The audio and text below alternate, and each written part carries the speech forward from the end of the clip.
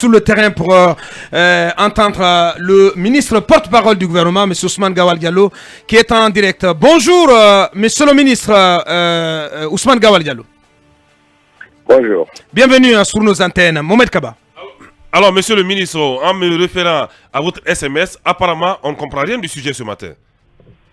Oui, je déplore toujours ça au niveau de FIM FM. Oh là là. Donc c'est nous qui ne comprenons jamais rien du tout, à rien, monsieur Diallo. Monsieur Abakar, lorsque vous prenez la parole, vous vous donnez la liberté de dire tout ce que vous voulez derrière votre micro. Quand vous invitez quelqu'un, laissez-lui au moins de faire l'exposé de ce qu'il pense. Après, vous pouvez continuer à faire vos commentaires. Bien, allez-y. Moi, je déplore toujours quand vous prenez la parole sur une action, alors que vous avez accès à des gens pour qu'ils vous disent de quoi il est question, quel est le sujet, quels sont les objectifs recherchés, etc. On a accès à peu de personnes parmi vous. Écoutez-moi, Bakar. Ouais. Non seulement on peut vous dire ce qu'on veut, ce qu'on est en train de faire. Mais comment le faire? Parce qu'on n'a pas accès à vous, monsieur le ministre. Combien de fois on vous a programmé, ici et vous? Oui. Vous pouvez me programmer et que je ne sois pas dans la disponibilité de répondre. Cela ne veut pas dire qu'on ne peut plus parler. Bien, allez-y. Là, voilà, c'est ça la réalité. C'est pas parce que vous me provoquez. Vos invitations ne sont pas des injonctions. Vous m'invitez, j'essaye de répondre dans la meilleure des manières, avec toute la disponibilité requise au sujet. Et je viens répondre à ça. D'accord, allez-y. On ne veut pas de conflit ce matin, monsieur le ministre. Allez-y, on ne veut pas de conflit ce matin avec vous. Non, je voulais simplement dire ceci. Lorsqu'il y a un sujet comme ça qui est sur la table, votre responsabilité aussi est d'aider à la compréhension. Mais pas de susciter des polémiques sur un sujet que vous-même, pour lequel vous n'avez pas reçu une explication. Bien, où est la polémique? Le passage des membres du gouvernement dans cette émission, vous pouvez avoir accès à un ministre de la Communication qui a diffusé l'information, ou à moi-même, ou à n'importe qui pourrait vous expliquer le PM pourquoi on le fait. Que ce soit maintenant en off ou en live, il aurait pu vous expliquer pourquoi. Alors, on fait cet exercice, il y a deux choses ou trois qui sont recherchées. Le premier, il faut inculquer dans nos habitudes l'idée que quand on gère, on rend des comptes. On rend des comptes sur notre gestion. Ça, c'est déjà un objectif qui est très important et qui démarre maintenant. Il faut faire un apprentissage, il faut que les gens viennent expliquer. Deuxièmement, il s'agit d'expliquer le budget. Nous recevons des montants en prévision budgétaire en début d'année qui sont très importants. Qu'est-ce qu'on en fait au cours de l'année? Qu'est-ce qui a été fait? Qu'est-ce qui n'a pas été fait? Pourquoi on est arrivé à cette situation où souvent, moi, vous prenez, pour donner juste un exemple, le ministère des Télécommunications, on a un budget d'un peu plus de 150 milliards, mais nous n'avons pas pu dépenser 41% de ce budget. Donc il y a énormément de déperdition parce que l'argent est stocké quelque part en prévision et puis n'est pas utilisé. Alors qu'il y a d'autres secteurs qui sont en pénurie d'argent. Pourquoi une telle situation? Par exemple, on donnera des explications. Et puis, comment les contrats ont été passés pour tel ou tel? C'est des exercices de transparence. C'est aussi un deuxième objectif. Pour autant, on n'a pas dit autre chose que cela. Réduction des comptes. Non. Gestion des budgets. Excusez-moi. Bien. Si vous permettez, monsieur le ministre, ce que nous allons faire, puisqu'on a l'occasion de vous parler, de vous avoir ce matin, la radio c'est l'heure, on va marquer la pause, on revient dès 10h pour aller plus loin avec vous, avec votre permission, monsieur le ministre, monsieur Ousmane Gawal, dès 9h plutôt. Merci bien. On revient dans quelques minutes. Et en direct de nouveau, M. Ousmane Gawal Diallo, ministre des Télécommunications et de l'économie numérique, porte-parole du gouvernement. Rebonjour, M. Diallo. Bonjour. Bien. Donc, oui, allez-y. J'étais donc en train d'expliquer qu'il y avait premièrement un exercice d'information et un exercice nouveau de rendre des comptes régulièrement de la manière qu'on a passé les contrats qui sont passés, leur niveau d'exécution et de l'utilisation qu'on fait du budget. Maintenant, c'est pas ça qui va clore, comme certains d'entre vous ont pu le constater. Ce qui l'État doit faire par la suite, les audits, les contrôles a posteriori ou a priori, qui doivent faire aussi l'objet de rapports, et permettre d'ancrer dans notre société cette pratique qui est indispensable pour renforcer la confiance qui dirige et les populations. D'abord, informer les populations, se prêter au jeu de questions-réponses et apporter de la transparence dans l'utilisation des deniers publics. C'est quelque chose de nouveau Et c'est cela qui est recherché. Ce n'est pas une tribunal, ce n'est pas quelque chose qui va remplacer les audits ou les autres contrôles que l'État peut exercer pour ceux qui administrent ces ressources. Donc c'est important. Et maintenant, est-ce que cet exercice de 30 minutes va permettre d'aller en profondeur, comme certains d'entre vous sont inquiétés? C'est pas là l'objectif. Est-ce que c'est pour aligner une ribambelle de chiffres pour dire, c'est pas ça aussi l'exercice. L'exercice c'est de dire qu'est-ce qu'on a fait pendant 12 mois. Après tout, ce n'est pas un exercice qui est long. Oui. Si vous demandez au mais vous êtes bien d'accord avec nous, monsieur le ministre, que on peut pas dire tout ce que vous avez fait, même si on va dans l'essentialisation, on peut pas le faire en 30 minutes. L'objectif, c'est pas de ça. C'est pas à la radio qu'on rend d'une certaine manière compte dans le détail de sa gestion, quelle que soit l'émission que vous prenez, quelle que soit sa durée. Ce n'est pas comme ça.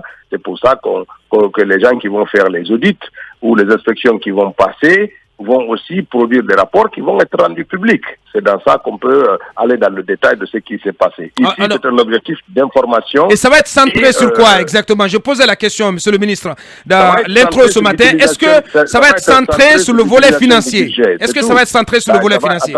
Attendez, ça va être un ministre, qu'est-ce qu'il fait? Un ministre exécute un budget. C'est tout.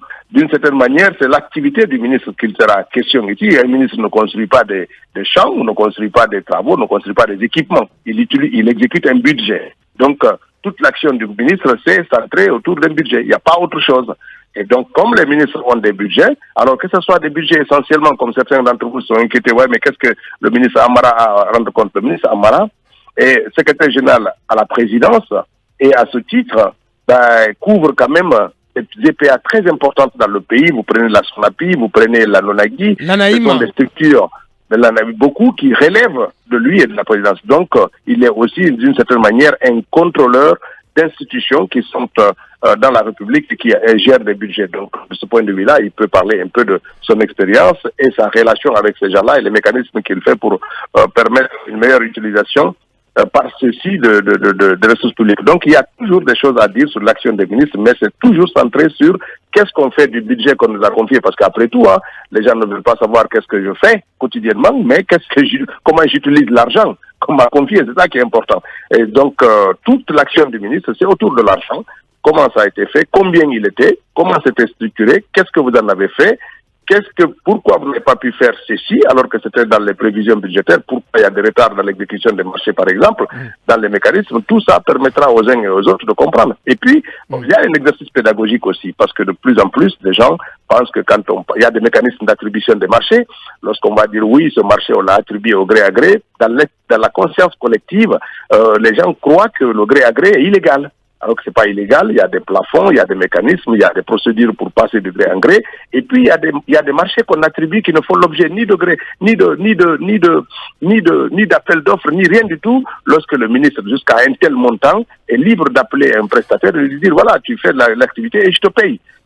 Jusqu'à quel montant un ministre peut faire ça, à partir de quel montant, jusqu'à quel montant un ministre peut faire du gré à gré, ou à partir de quel montant il y a une obligation de passer par un appel d'offres public. Une entente directe. À partir de quel montant on passe, à partir de quel montant on est obligé de passer à un appel d'offres international. Il y a des règles qui sont là, et c'est aussi de la responsabilité des ministres d'expliquer pour amener les populations à comprendre, donc à mieux connaître un peu l'activité des ministres et l'utilisation qu'on fait des ressources à leur nom. Donc c'est important. C'est un exercice nouveau et qui va probablement pas être parfait, parce que tout ce qui est nouveau, il y a par définition des erreurs, des trucs qui peuvent arriver, mais c'est aussi ça, l'apprentissage. Il faut aller vers ça. Il faut se rapprocher des gens par la transparence. C'est ça l'objectif qui est recherché. Monsieur Ousmane Gawal Diallo.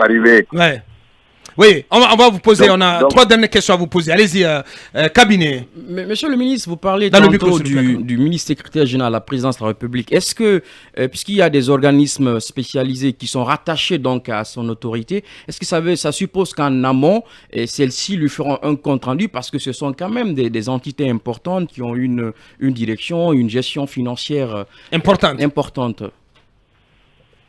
Voilà une question que vous pourrez lui poser à loisir quand il passera devant les gens, et ça permettra de partager l'information. C'est important tout ça. Mais il sera là pour répondre comment est-ce qu'il fait, Et on ne va pas faire l'émission avant. Donc il faut que vous, par exemple, les médias privés vont être associés à cet exercice.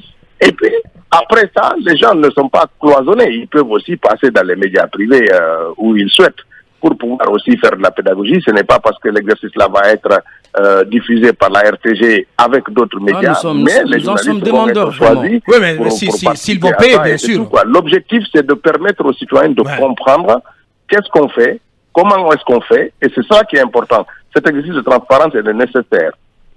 Bien, Mohamed Kaba. Alors, monsieur le ministre, pourquoi vous ne prêterez pas à cet exercice au CNT qui sert de parlement aujourd'hui? En temps normal, vous devez passer devant le CNT. Non, il ne faut pas confondre les choses. On passe au Parlement sur deux objets. Le premier, c'est lorsqu'on fait un budget, on passe pour défendre notre budget devant cette institution pour obtenir son onction pour la validation du budget. Le deuxième exercice, c'est qu'on passe régulièrement, lorsque cela est prévu, pour parler de l'actualité. Par exemple, lorsqu'il y a ces tragédies que nous avons connues, normalement, on passe devant le CNT pour que le ministre soit questionné, ou le Premier ministre, ou les membres du gouvernement qui sont concernés, pour parler de ça. Ça, c'est plutôt commenter les faits divers une fois par semaine. On passe pour commenter l'actualité, pardon, pas des faits divers, mais l'actualité. Donc voilà, ça, c'est les questions d'actualité à l'Assemblée. C'est sur ces deux moments qu'on passe au Parlement, soit pour faire des questions d'actualité, soit pour défendre notre budget. Après, une fois que le budget... Vous avez oublié un troisième passage, monsieur le ministre, lors du règlement comptable, le règlement budgétaire. Excusez-moi. J'ai dit la clôture de l'exercice N-1 ne peut se faire qu'à N+1. N+2, pardon. N+2. Donc, nous, on est arrivé en 2021. Ce type d'exercice, on ne peut venir le faire qu'en 2023 pour la clôture de l'exercice 2021. C'est comme ça que ça se passe, en fait. Donc, il y a 2 ans, il y a cet exercice-là qu'on peut être amené à faire. Mais ce sont ces 3 moments où un ministre vient au Parlement. Mais l'exercice dont il est question de transparence-là, c'est un exercice quotidien. Ça veut dire que le Parlement a la possibilité de convoquer un ministre du gouvernement pour lui demander des explications sur tel ou tel sujet, sur tel ou tel marché. Ça doit être dans l'action du contrôle, dans le contrôle de l'action gouvernementale. C'est aussi un exercice qu'ils peuvent faire, mais c'est pas systématiquement. Les deux exercices sont différents. Monsieur, autre question, Mohamed. Alors, monsieur le ministre, dans la répartition du passage des ministres... L'ordre de passage. L'ordre de passage, il y a un fait nouveau, c'est le nom du ministre Yaya Sow qui apparaît sur la liste pendant qu'il est suspendu.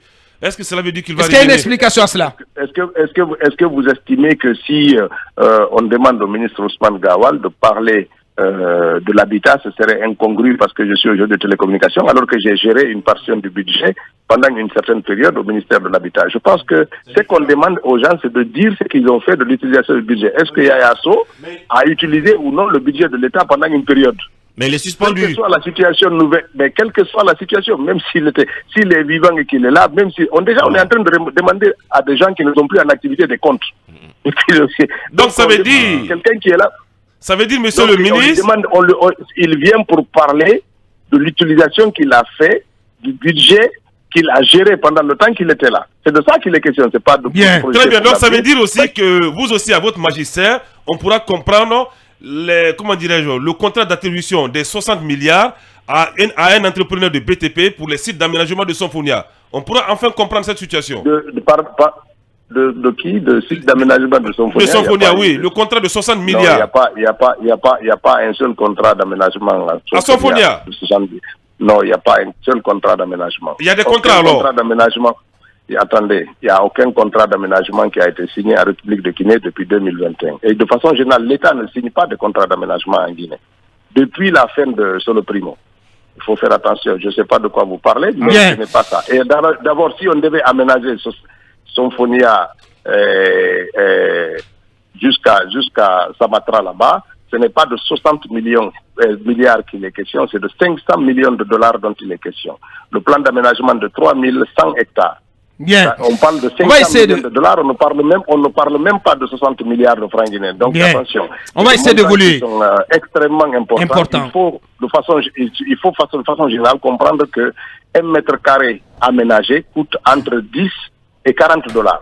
1 mètre carré. Et 1 hectare, c'est 10 000 mètres carrés. Donc, il faut évaluer. Et là, on est sur des surfaces de 3200 hectares. Bien. Donc, il faut faire attention. Bien, on va essayer d'évoluer, monsieur le ministre. Malheureusement, pour moi, ça n'a pas été fait. J'aurais souhaité qu'on mette 500 millions de dollars pour aménager, parce qu'il a besoin d'aménagement ce pays. Bien, Akoumba Diallo, avant-dernière question. Monsieur le ministre, la reddition des comptes, c'est aussi le suivi et évaluation des politiques publiques. Et les politistes disent qu'il s'agit là d'évaluer leurs acteurs, de leur mise en œuvre.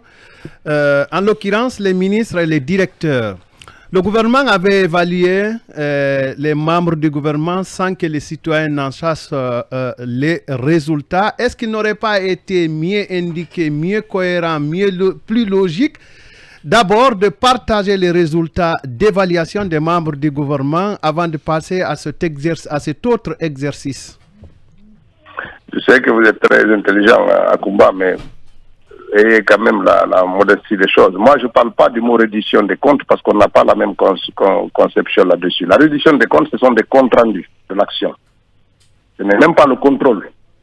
Mais vous avez employé ces mots plusieurs fois, monsieur le ministre. Oui, c'est parce que c'est pour qu'on se comprenne très bien. Quand je parle de reddition des comptes, la signification du concept, ça veut dire rendre compte. Et ça n'est même pas un contrôle. Vous rendez compte de votre activité. Après, il y a le contrôle derrière, qui va être sanctionné par un rapport. C'est pas la même chose. Donc la reddition des comptes, ou si vous préférez l'anglicisme, c'est accountability. Donc c'est rendre compte de l'usage de la chose publique. D'accord. Donc c'est cela le mot. Et de ce point de vue-là, ça n'a rien à voir avec l'évaluation. Ensuite, quand on parle de l'évaluation des membres du gouvernement, il faut faire attention. Il ne s'agit pas d'une évaluation comme on peut entendre dans le concept d'examen. Il s'agit de faire le point d'une situation pour permettre de réajuster la trajectoire d'utilisation des ressources éventuellement. Et dans certains pays, cela se fait aussi de façon publique, où on fait la situation à une date et qui permet de réorienter les ressources. Par exemple, au ministère des Télécoms, on se dit, ah tiens, il a beaucoup de budget ici, mais il ne peut pas les absorber d'ici la fin de l'exercice, alors que les travaux publics en ont besoin. Hop, on réoriente l'utilisation du budget vers l'autre. Et ça donne lieu aux lois de finances rectificatives. Et c'est ce qui est important. Donc, c'est ce qui permet de réajuster l'utilisation du budget. Donc c'est cela l'évaluation passée avec les membres du gouvernement. Il n'y a pas eu de notation, il y a eu plutôt de réorientation budgétaire, n'est-ce pas? Il y a eu de réorientation, il y a eu de faire la situation sur les décisions du Conseil des ministres qui ont été arrêtées, comment ils ont été pris en compte, quelles sont les difficultés que les uns et les autres attendent pour les réévaluations. Ensuite, on a eu des DTS. Rappelez-vous, les droits de tirage spéciaux qui sont de l'argent liquide mis à notre disposition par les institutions financières internationales, mais qui sont prélevés du budget. Qu'est-ce qui était les difficultés de le faire? La CAN était à l'horizon. Comment est-ce qu'on réajustait le budget pour réorienter vers les infrastructures de la CAN, etc., etc. Il y a beaucoup. C'est cela, faire la situation à point, à une date déterminée et décider des réorientations de l'utilisation de cela. Et donc, ça donne lieu à la loi rectificative. Bien.